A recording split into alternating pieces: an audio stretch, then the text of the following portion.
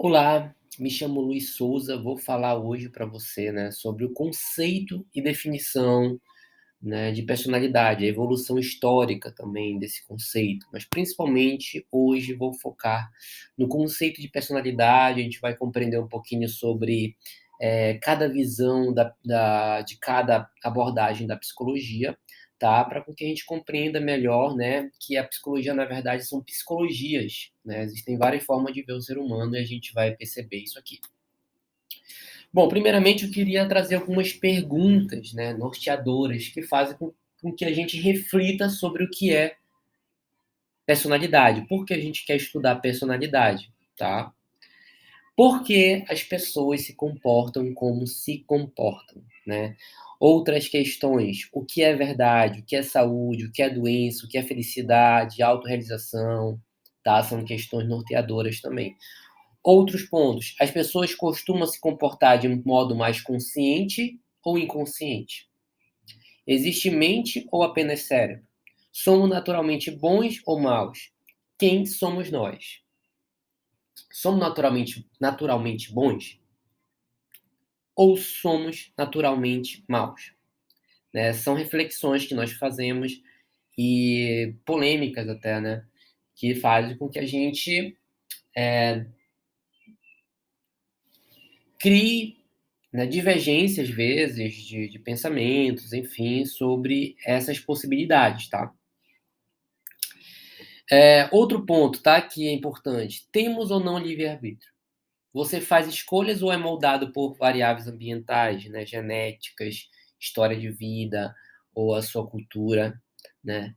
Por que você tem certos comportamentos que se repetem, hábitos, vícios, né, ou traços ou características, ok? Somos livres? Somos controlados? Eis a questão.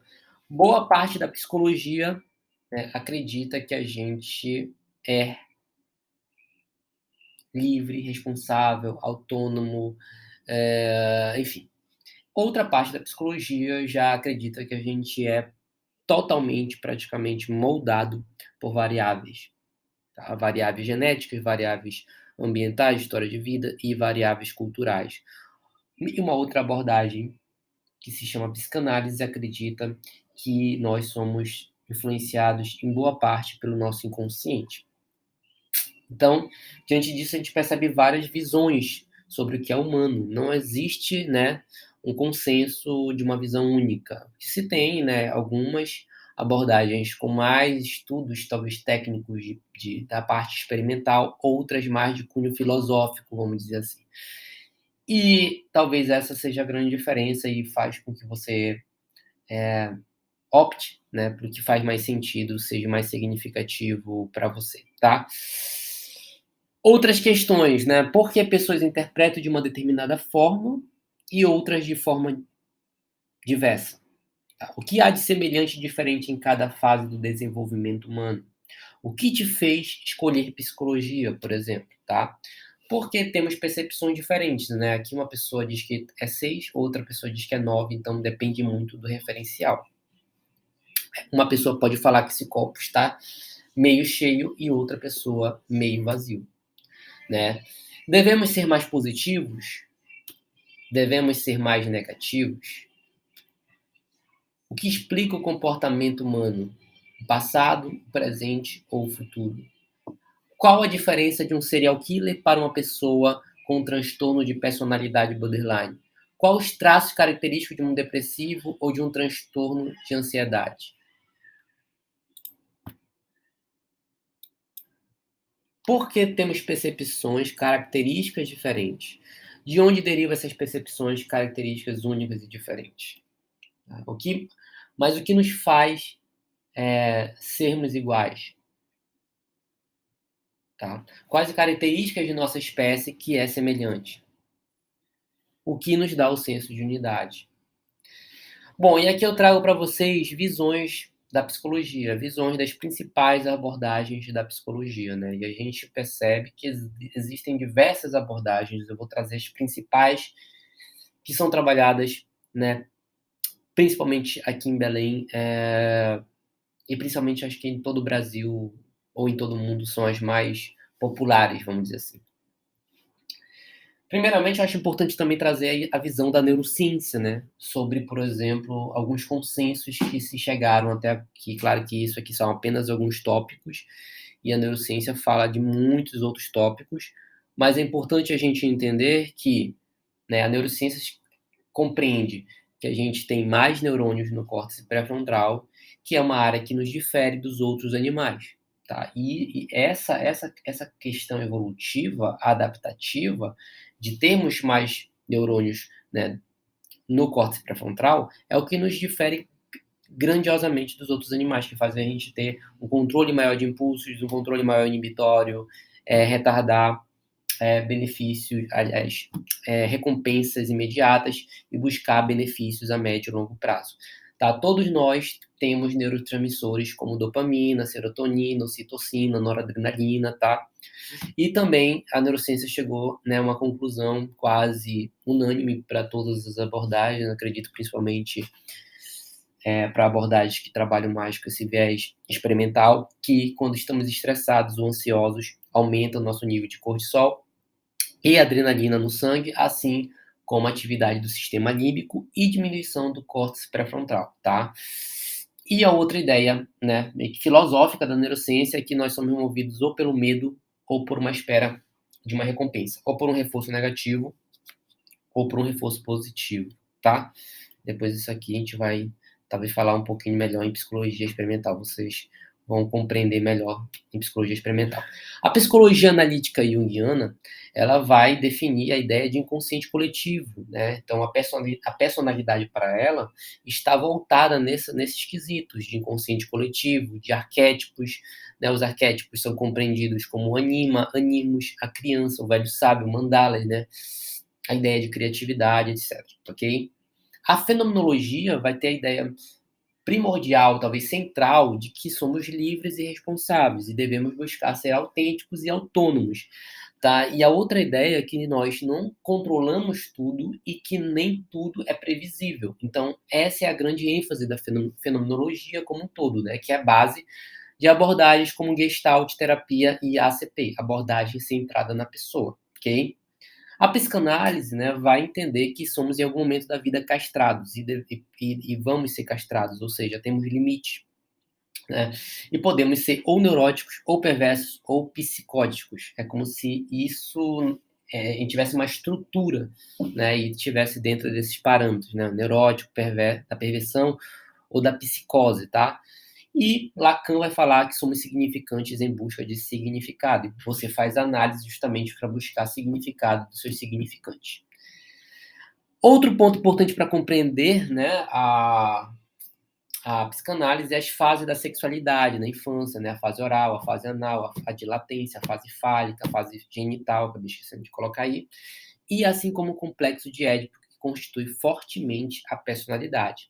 A gestalterapia vai compreender que a doença é devido às dificuldades relacionadas com o ciclo de contato, e esse contato não necessariamente é com o outro, né, fora de si, pode ser um outro, pode ser a si mesmo, né, a dificuldade de contactar a si mesmo, por exemplo, a partir, né, de um termo chamado ajustamento criativo disfuncional, você compreende a doença.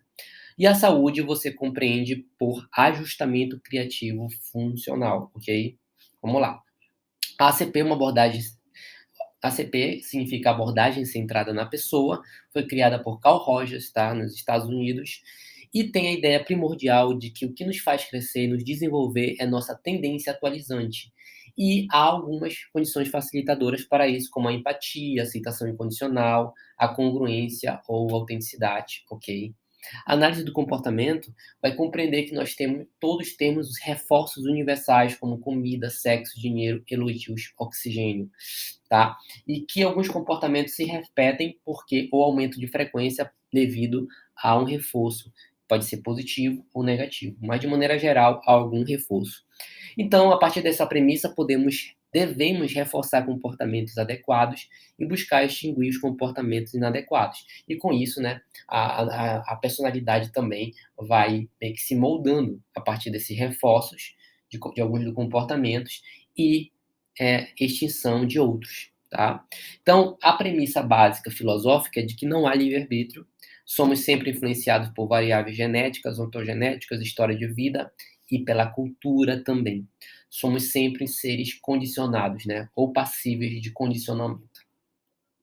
A terapia cognitiva comportamental vai entender que todos nós, inclusive essa abordagem que eu trabalho na clínica, né, e acho maravilhosa, me sinto muito seguro, muito bem, amo demais, e a abordagem que eu defendo bastante.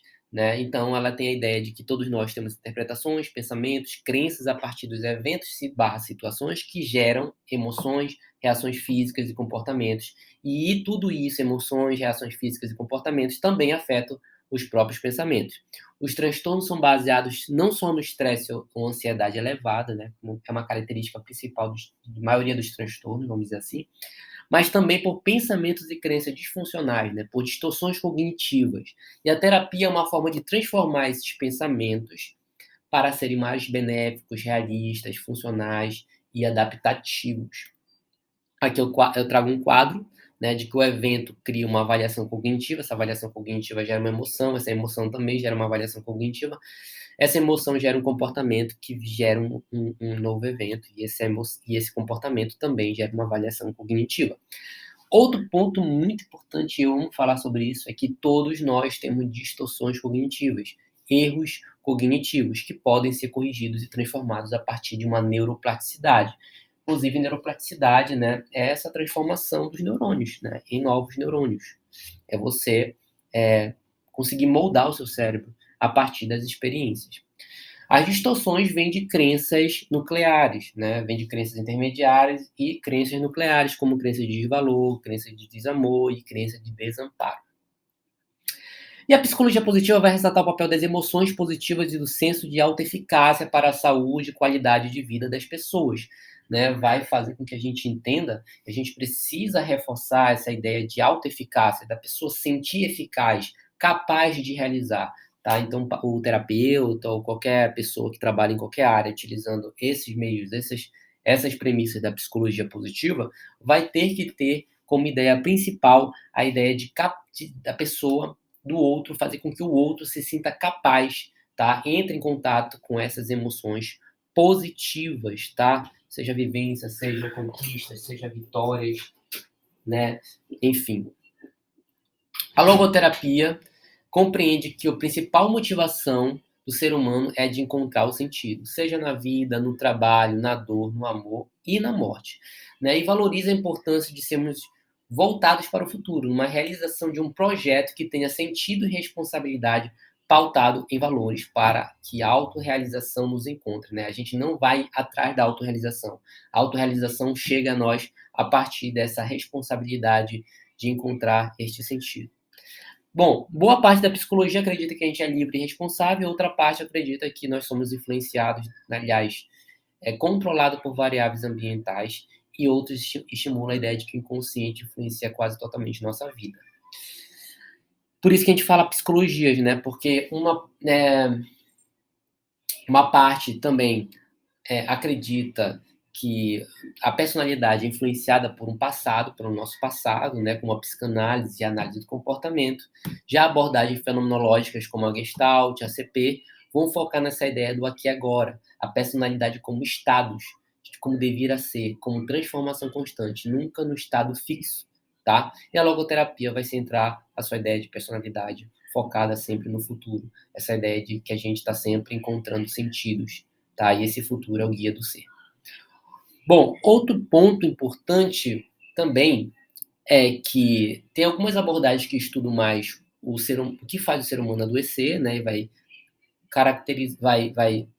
vai criar critérios diagnósticos, né? Como análise do comportamento, a psicanálise, né, como vai falar neurose, psicose, enfim, análise do comportamento também vai ter essa visão bastante forte do CID, né, do DSM, não que as outras não tenham, mas o foco tá porque o ser humano também está adoecendo, né, o que está dando de errado, e outras abordagens vão buscar compreender o que deixa o outro saudável, como a Gestalt, a CP e a logoterapia. Tá, então, por esse momento, eu acho importante a gente parar aqui. acredito que a ideia principal, né, foi passada para vocês de que a gente tem várias visões na psicologia, né, e a personalidade, ela está muito caracterizada por traços, né, por características que são permanentes, que são padrões que todos nós temos. E a partir daí, várias teorias vão desenvolver a sua forma de perceber esse ser humano, tá? E em outros momentos eu vou explicar um pouquinho mais, tá? Sobre esses conceitos aqui, sobre a personalidade em outro vídeo, tá ok? Obrigado a todos e até a próxima, tá bom?